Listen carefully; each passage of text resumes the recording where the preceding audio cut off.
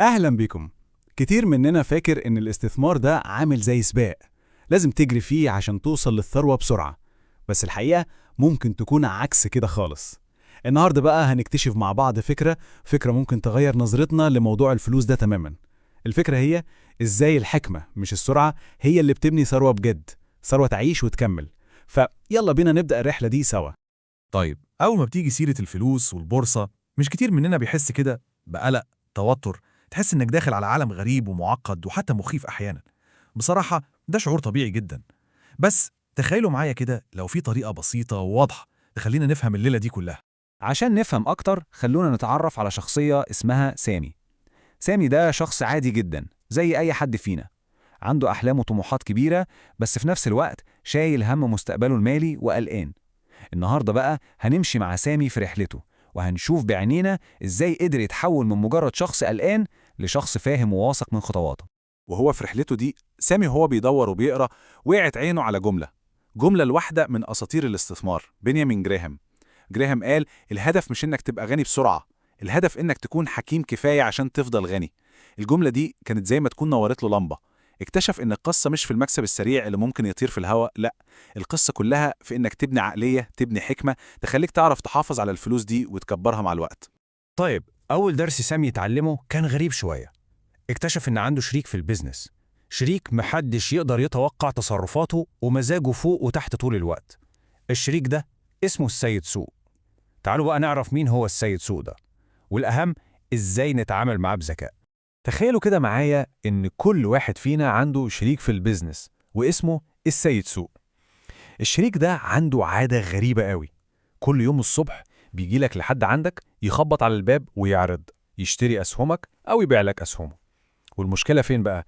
إن السعر اللي بيعرضه ده ملوش أي علاقة بالقيمة الحقيقية، هو بس قايم على مزاجه في اللحظة دي.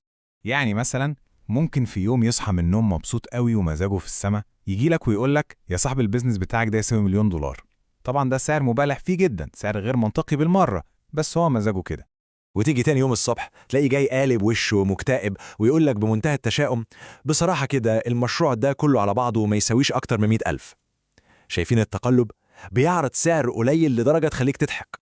وهنا بقى بتظهر شطارة المستثمر الذكي. المستثمر الذكي مش بيمشي ورا مزاج السيد سوق، مش بيتخض من تقلباته دي، بالعكس تماما، ده بيستغلها لصالحه. يعني لما يلاقي السيد سوق ده متشائم وبيعرض يبيع له شركات ممتازة بأسعار في الأرض، بيقول دي فرصة عمري مع عوضها ويشتري. ولما يلاقيه طاير من الفرحة وبيعرض أسعار خيالية، بيفهم إن ده وقت الحذر وممكن يكون وقت مناسب إنه يبيع.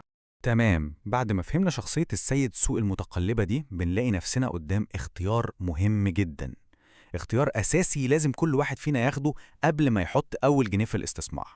والسؤال ببساطة هو: يا ترى هنلعب دور المزارع الصبور اللي بيزرع ويهتم بالزرع بتاعه ويستنى الحصاد، ولا هنلعب دور المقامر المستعجل اللي كل همه ضربة حظ سريعة؟ والفرق بينهم زي السما والأرض. المستثمر اللي هو المزارع ده بيبص للمستقبل البعيد. قبل ما يزرع بيدرس الأرض كويس، بيختار البذرة الصح ويسقيها ويرعاها، وبيديها وقتها عشان تكبر وتطرح. كل قراراته مبنية على تحليل ودراسة. إنما بقى المضارب اللي هو المقامر ده بيرمي أي بذور في أي حتة، وبيبقى مستني تاني يوم الصبح يلاقي شجرة فلوس طلعت. كل قراراته مبنية على إشاعة اسمعها أو إحساس أو طمع في مكسب سريع.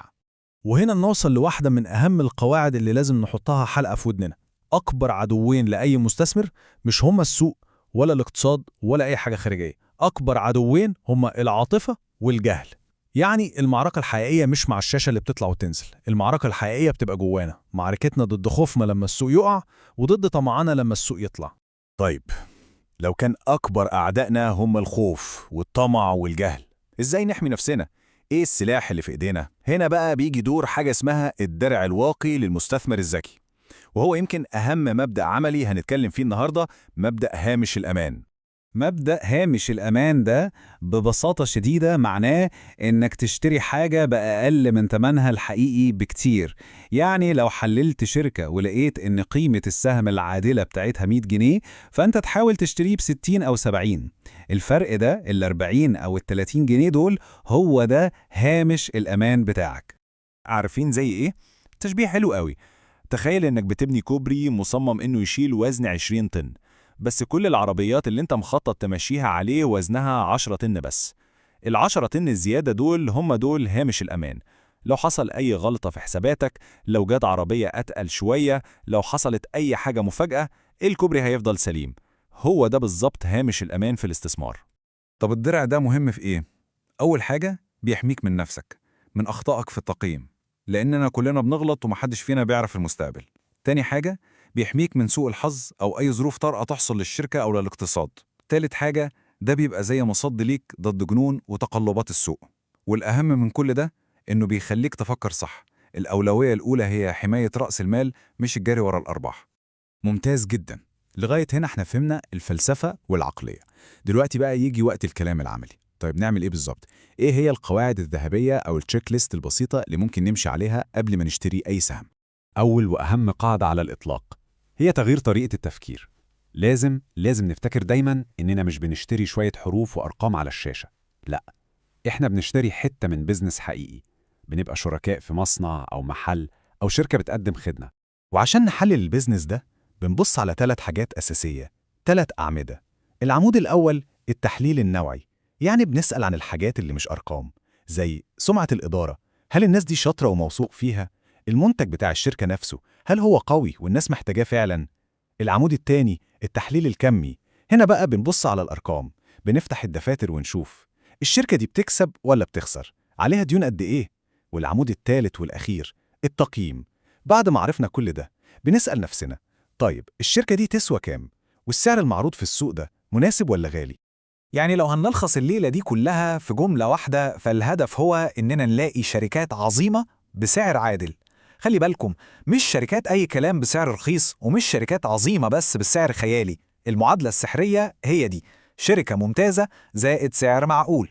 وفي الآخر بعد كل الكلام اللي قلناه النهاردة بيتبقى سؤال واحد مهم لازم كل واحد فينا يسأله لنفسه. السؤال هو: هل هنفضل نجري ورا مزاج السيد سوق المتقلب، نبيع لما الناس كلها خايفة ونشتري لما الناس كلها طمعانة، ولا هنختار الطريق التاني، طريق الحكمة والهدوء، ونبقى زي المزارع الصبور اللي بيبني ثروته بهدوء وثقة؟ القرار في النهاية في إيد كل واحد مننا.